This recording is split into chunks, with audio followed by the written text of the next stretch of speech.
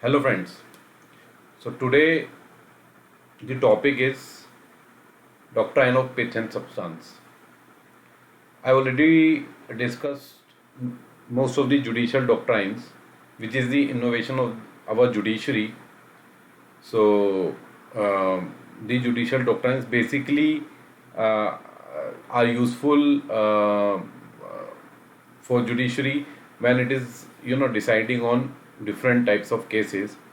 So for example, if judiciary is deciding upon the distribution of legislative powers, as per the union, state and concurrent list, so if any contention arises over the power of the legislature in enacting laws under the subjects mentioned in the three list, then two judicial doctrines have been evolved by judiciary.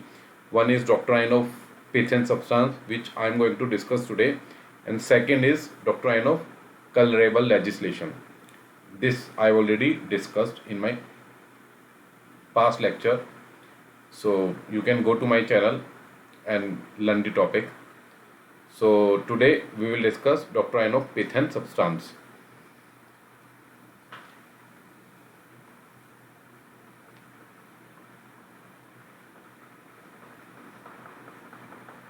So basically,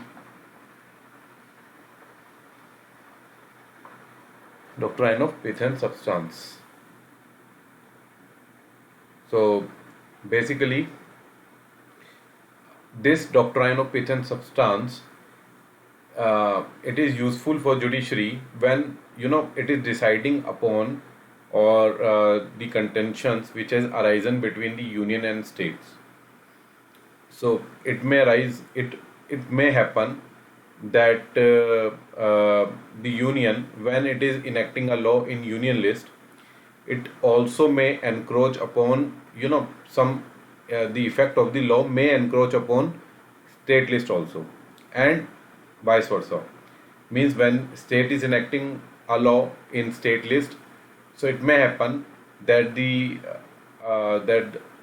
effect of the law may encroach upon the subject of the powers which are given to union as per union list.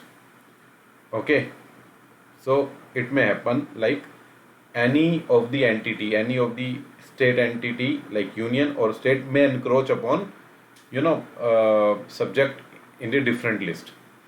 So to so if the union is has implemented a law on a state list, ठीक है, then that law definitely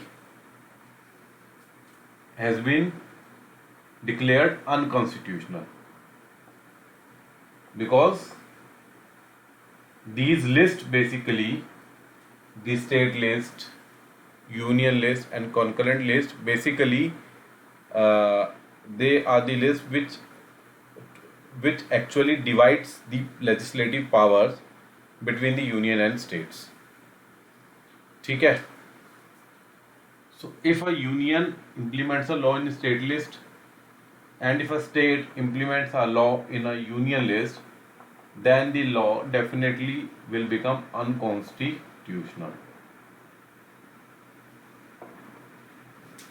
But if a law has been implemented by the union government in the union list, but it accidentally or incidentally encroach upon any any subject mentioned in the state list, so accidentally अगर वो encroach कर देता है state list में किसी भी subject के ऊपर, so that is called ancillary matter. So if its ancillary matter may fall upon a subject in the state list, so then that law under the doctrine of pitch and substance will be upheld by the honorable court.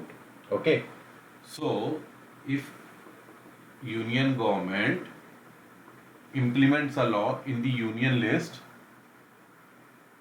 and if that law it accidentally encroach upon a subject in state list, then through doctrine of pith and substance, court applies doctrine of pith and substance and upheld that particular law. ठीक है. So basically, if the ancillary matter of the law, okay, so if the ancillary matter of the law, it falls on other list, it falls on the subject mentioned in the list in which the particular legislature is not competent, then the law will be upheld by the court by utilizing the doctrine of pith and substance. Now what court actually, how court will decide whether the, which I said, the ancillary matter. So if the ancillary matter falls, if the substance, so there are two terms here, pith and substance plus ancillary matter.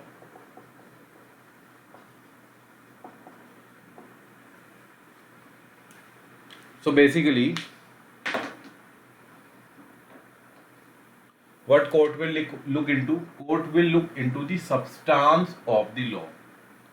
Court actually true nature, true. So what is substance? Substance is, so what is substance? Substance is, so I'll rub it down. So court will look into the substance of the law. So substance is the true nature or essential part of the law. Law का true nature या essential part. If the substance of the law lies in the list in which that legislature is competent to enact a law, then the law shall be upheld by the honorable court. And if the ancillary matters, if its ancillary matter falls in state list, so substance falls in union list, और ancillary मतलब accidental encroachment, यानी कि उसका कोई by product आप कह सकते हैं कि that is not the true nature of और true essence of something, but the law, the ancillary matter और the by product of the law may have some impact on this particular subject which is mentioned in the state list or the list on which the legislature is not competent to enact a law. If the ancillary matter of the law falls in the list and substance falls in the proper list, then the law will be upheld. ठीक है. तो कहने का मतलब ये है कि court क्या देखता है? पिथ एंड सब्सटेंस देखता है. पिथ मतलब एसेंस ऑफ समथिंग.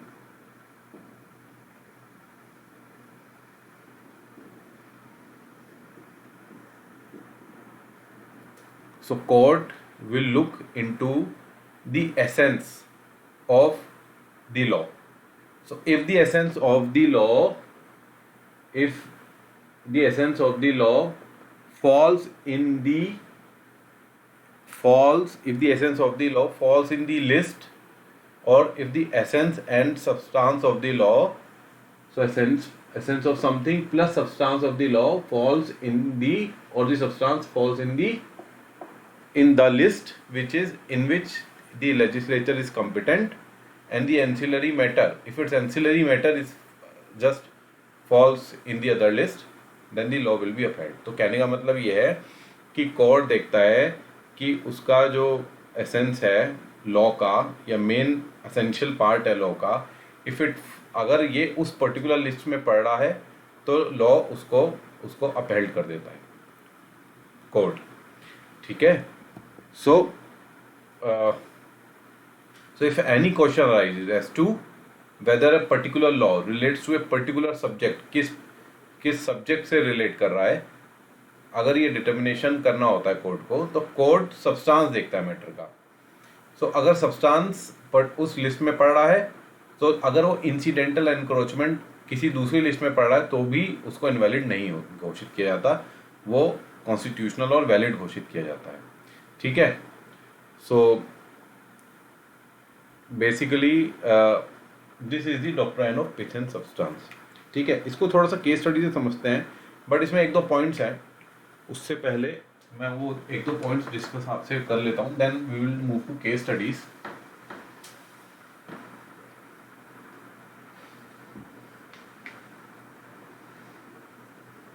सो मैं आपको ये बता दूं कि ये जो डिवीजन हमारे में किया गया है हमारे कॉन्स्टिट्यूशन में आर्टिकल 246 के माध्यम से, यूनियन, स्टेट एंड कंकरेंट, ये जो डिवीजन किया गया है, ये केवल जस्ट बताया गया है कि ये स्ट्रिक्ट डिवीजन नहीं है। यूनियन, स्टेट और कॉन्करेंट में जो डिवीजन है ना, ये स्ट्रिक्ट डिवीजन नहीं है, बस ये बताता है, जस्ट ये एरिया ऑफ कॉम्पिटेंस बताता है कि इसका यूनियन कॉम्पिटेंट है, यहाँ पे स्टेट कॉम्पिटेंट है, और यहाँ पे यूनियन प्लस स्टेट दोनों कॉम्पिटेंट है। But this does not signify the strict division of powers, और कोई एक लिमिटेशन भी नहीं देता है। ठीक है। सो कोई रेस्ट्रिक्शन भी नहीं है, और ये कोई स्ट्रिक्ट डिमार्केशन भी नहीं है। ठीक है, जस्ट ये एक एरिया ऑफ कॉम्पिटेंस बताता है, लेकिन स्ट्रिक्ट नहीं है, क्योंकि अगर स्ट्रिक्ट आप कर दोगे तो बहुत सारी ओवरलैपिंग एंट्रीज हैं, जिसका मैंने डॉक्ट्राइन ऑफ कलरेबल लेजिस्लेशन में जिक्र किया था कि there are many overlapping entries, कि काफ़ी सारी ऐसी एंट्रीज हैं। इवन 7th शेड्यूल का जब हम वो पढ़ रहे थे, रिफॉर्म्स पढ़ रहे थे, तब भी हमने डिस्कस किया था कि देयर आर ओवरलैपिंग एंट्रीज, बहुत सारी एंट्रीज ऐसी ओवरलैपिंग, जिसकी वजह से अगर आप कानून एक में बनाओगे तो इंसिडेंटल एनक्रोचमेंट दूसरे में पड़ सकता है। इसकी बहुत संभावनाएं हैं। जैसे मैंने आपको बताया था, सिंपल फार्म लॉज का ही देख लीजिए। फार्म लॉज का, agriculture is a state subject, but union में क्या लिखा है? यूनियन में production, supply and distribution of industrial products, ये यूनियन के हाथ में है। Industrial products including food grains, actually this is not in union but this is in concurrent. ठीक है ना। तो इसके तो बेसिकली ये जो कंकरेंट में है ना फार्म, तो हमारी गवर्नमेंट ने बोला कि हमने इस एंट्री को यूज करके ही इन फार्म लॉज, जो हमने फार्म लॉज इनेक्ट किए हैं, इस कॉन्करेंट लिस्ट की एंट्री को यूज किया है, जो कि agriculture is a state subject. तो इस टाइप की बहुत सारी ओवरलैपिंग एंट्रीज हैं। So production, supply, distribution.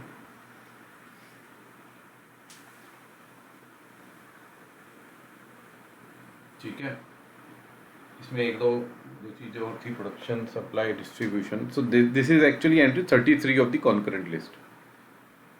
Just a minute.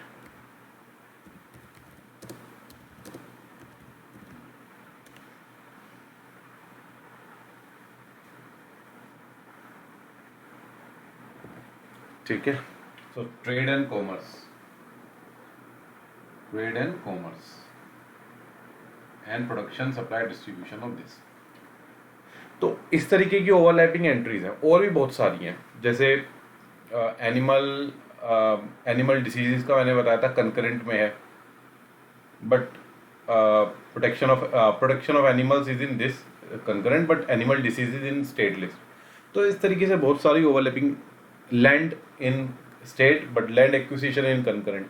तो इस तरीके की बहुत सारे ओवरलैपिंग एंट्रीज हैं, जिसकी वजह से इस टाइप का इश्यूज होते हैं कि कोई आपने किसी एक पर्टिकुलर सब्जेक्ट में लॉ बनाया और इंसिडेंटल एनक्रोचमेंट उसका दूसरे सब्जेक्ट पे पड़ रहा है, जिसकी वजह से अगर आप स्ट्रिक्ट डिमार्केट कर देंगे ना पावर्स, और कोर्ट अगर उसको इलीगल और इनवैलिड घोषित करने लगेगी, डिक्लेयर करने लगेगी on the basis of strict demarcation, तो कानून बन ही नहीं पाएंगे हमारे देश में, ठीक है। So laws can not be implemented. So therefore this division of powers, just this division has just this article 246, and the subjects are divided in union, state and concurrent.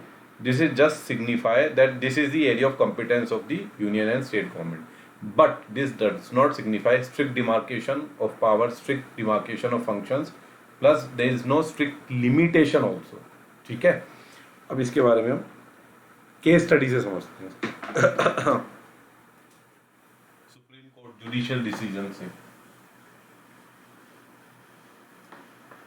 जैसे मैंने आपको फार्म लॉज का बताया, farm laws का तो भी हम समझ ही लिया, एग्रीकल्चर वाला, एक तो यही हो गया case study farm laws.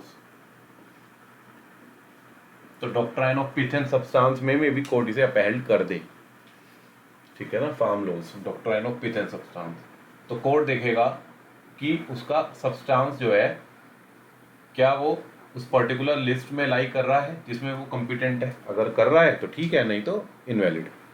Farm laws मैंने अभी आपको बता दिया फार्म लॉज। अच्छा, लैंड एक्विजिशन, ऐसे बहुत सारे एक्चुअली बहुत सारे जुडिशियल डिसीजंस हैं जिसमें court has utilised this pith and substance doctrine and upheld many laws. Like for example there is a case, actually Ayodhya वाला जो जन्मभूमि वाला केस है, उसमें भी सेंट्रल गवर्नमेंट ने कुछ जमीन, कुछ लैंड एक्वायर कर ली, ठीक है ना, टेम्पल को, ट्रस्ट को दे दी। सो इसको चैलेंज किया गया because land is in A state subject, but court has actually upheld this acquiring of land because land acquisition is a concurrent subject, ठीक है। और concurrent में क्या होता है आपको पता ही है, अगर यूनियन एंड स्टेट दोनों कंपिटेंट हैं, बट अगर स्टेट अगर उसका कोई भी प्रोविजन रिपग्नेंट होगा तो यूनियन उसको सुपरसीड कर देगा, ठीक है। तो लैंड इंस्पाइट की ये स्टेट में है बट लैंड एक्विजिशन कॉन्करेंट में है, तो ये land acquisition basically utilising the doctrine of pith and substance, तो कोर्ट देखता है उसका पिथ एंड सब्सटेंस किस में लाई कर रहा है, यानी कि सब्सटेंस उसका essence of the law, if the essence of the law lies in the true nature of the law, essential part of the law lies in the domain of the list in which it is competent. उसके अलावा एक recent का था जो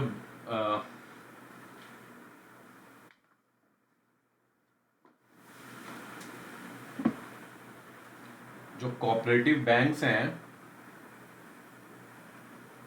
वो RBI के under में, supervision में, या आरबीआई की एडमिनिस्ट्रेटिव कंट्रोल में गवर्नमेंट ने एक बिल इंट्रोड्यूस किया to put cooperative banks under the administrative controls of RBI, but this was challenged by the state government and this was upheld by the Supreme Court. Why? Despite कि cooperatives जो हैं that is a state subject, cooperatives is a state subject, but banking is a union subject. So court ने इसलिए किया upheld because the substance of the law lies in the banking domain, क्योंकि cooperative banks को लेकर आए हैं। Substance को use, substance देखा यानी कि ट्रू एसेंशियल पार्ट को देखा, उसका इम्पोर्टेंट पार्ट को देखा, या उसका मेन कंटेंट को देखा कि वो क्या कहना चाहता है, तो वो बैंकिंग में लाई करता है, इसलिए इसको अपहेल्ड कर दिया। उसके अलावा और भी एक बहुत इंपॉर्टेंट केस था इसमें, Balsara, FN Balsara versus state of Bombay, state of Maharashtra, ठीक है ना।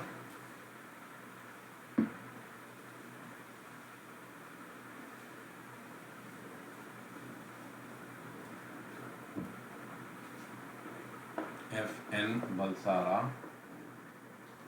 वर्सेस स्टेट ऑफ बॉम्बे, इसमें भी कोर्ट ने वो कर दिया था, अपहेल्ड कर दिया था, कौन सा, बॉम्बे प्रोहिबिशन एक्ट को। ये एक्चुअली क्या हुआ था, 1949 का एक्ट है।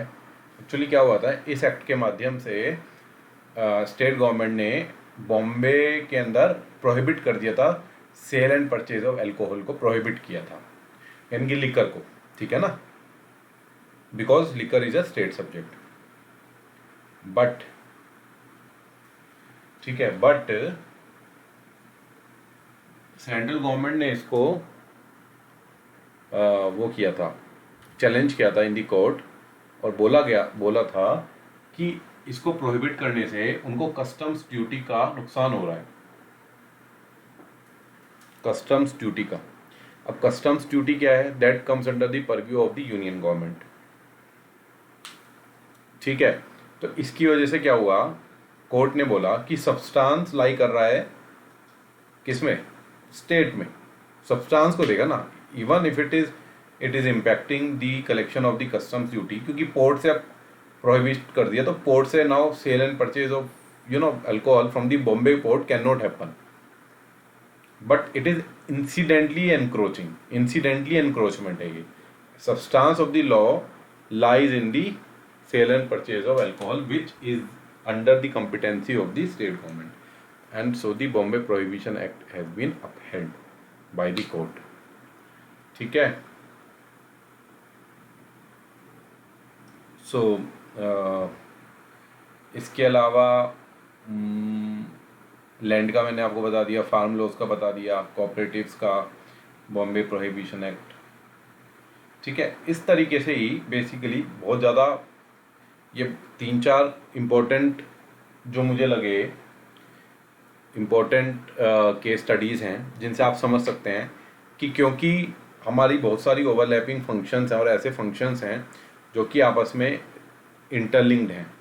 जैसे मैंने आपको 7 शेड्यूल में ही बताया था कि जब आप रिहेबिलिटेट करते हैं, अगर सेंटर ने बनाया था ना land acquisition and rehabilitation, but rehabilitation के अंदर लैंड भी आता है, वाटर भी आता है, एयर भी आता है, that comes under the purview of the state government.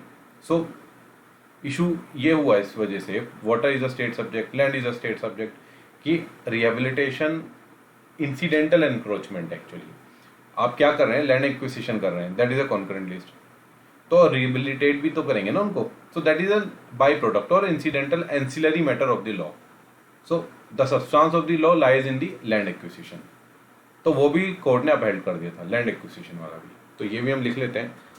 Fourth and the fifth is land acquisition वाला जो लॉ था 2012 में जो आया था, रिहेबिलिटेशन एंड रीसेटलमेंट,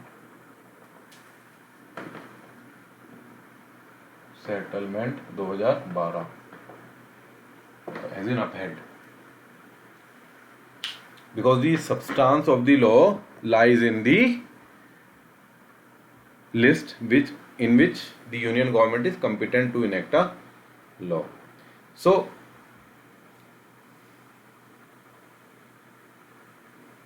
basically इसमें क्या है, कोर्ट क्या देखता है, मेनली कोर्ट देखता है the true nature, the essential part of the law, ठीक है। So here the language of the law should be given the widest scope to find out which of the meaning is fairly capable in the setup of the law. तो ठीक है, तो language को widest scope दिया जाता है, language of the entries. So entries की language को इसमें वाइडेस्ट स्कोप देने की कोशिश की जाती है कोर्ट द्वारा, ताकि ये पता लगाया जा सके कि कौन सा मीनिंग उस लैंग्वेज का उस पर्टिकुलर लॉ में अप्लाई हो रहा है, जो कि सब्सटेंस ऑफ द लॉ में है। सो ऑल एंसिलरी और सब्सिडरी मैटर्स को देखा जाता है कि अगर इंसिडेंटल एनक्रोचमेंट हो रही है तो वो दैट इज द एंसिलरी और subsidiary matter of the law, ठीक है। So in this way the court will give the widest scope to the language of the law, और जो एंट्री को इनक्रोच, जो एंट्री के ऊपर सब्जेक्ट के ऊपर कानून बनाए उसको भी वाइडेस्ट स्कोप दिया जाता है लैंग्वेज को, ताकि देखा जा सके कि किस उस सब्जेक्ट में उसका सब्सटेंस लाई कर रहा हो लॉ का, ठीक है। सो this is the doctrine of patent substance. इसके आगे ज़्यादा समझने की ज़रूरत नहीं है, बस इसमें यही समझने की ज़रूरत थी कि सब्सटेंस ऑफ द लॉ को देखा जाएगा, उसकी लैंग्वेज को वाइडेस्ट एम्पलीट्यूड दिया जाएगा, एंट्री की भी लैंग्वेज को, और ये देखा जाएगा कि वो जो एंट्री है क्या वो उस लॉ के सब्सटेंस को सेटिस्फाई कर रही है, यानी कि क्या substance of the law comes under the that entry. ठीक है। So it comes under that entry, then the law will be declared constitutional and valid. So this is the doctrine of patent substance. इसके अलावा दो तीन doctrines और हैं, those are not that much important. Doctrine of public trust is there, doctrine of progressive interpretation, then liberal interpretation is there. Liberal interpretation वही है जो मैंने अभी बताया, language should be given widest amplitude. So doctrine of liberal interpretation का मतलब यही है कि आप लैंग्वेज को इंटरप्रेट इस तरीके से करेंगे, लिबरल वे में इंटरप्रेट करेंगे, ताकि कानून को ज़्यादा से ज़्यादा, कानून को as much as possible the law should be, क्योंकि every law has some intent as meaning, so the law should be interpret in a liberal manner so that the intent of the law should be upheld. Courts will try to uphold the intent of the law. ठीक है ना, क्योंकि every law has some intent, so court will try to uphold the law. Court कोशिश करती है, court लेकिन ये सारे डॉक्ट्राइन्स को इसलिए ही अप्लाई करती है ताकि लॉ को अपहेल्ड किया जा सके। लेकिन अगर अपहेल्ड नहीं किया जा सक रहा है, यानी कि उसका सब्सटेंस ही एनक्रोच कर रहा है दूसरे उसमें लिस्ट में, तो कुछ नहीं किया जा सकता, तो उसको अनकॉन्स्टिट्यूशनल एंड इनवैलिड डिक्लेयर करना ही पड़ेगा। So this is the doctrine of patent substance. In the next lecture will discuss the most important topic for your mains exam, even for your prelims also question can come, that is fiscal federalism. So we'll discuss this topic in 2 or 3 parts. ठीक है ना, क्योंकि थोड़ा सा wide है, इसमें हमें थोड़े आर्टिकल्स भी डिस्कस करने पड़ेंगे, जीएसटी के बारे में भी डिस्कस करेंगे, हम टैक्सेस के बारे में डिस्कस करेंगे, क्या क्या डिस्ट्रीब्यूशन ऑफ टैक्सेस हैं, क्या क्या पावर्स हैं। So will take fiscal federalism in 3 parts. I think 3 पार्टों में तो मुझे डिवाइड करना ही पड़ेगा। Till then it's thank you to all those IAS aspirants out there who are liking my lecture and they're subscribing my channel and motivating me to make such and such informative lectures in the future. Thank you so much.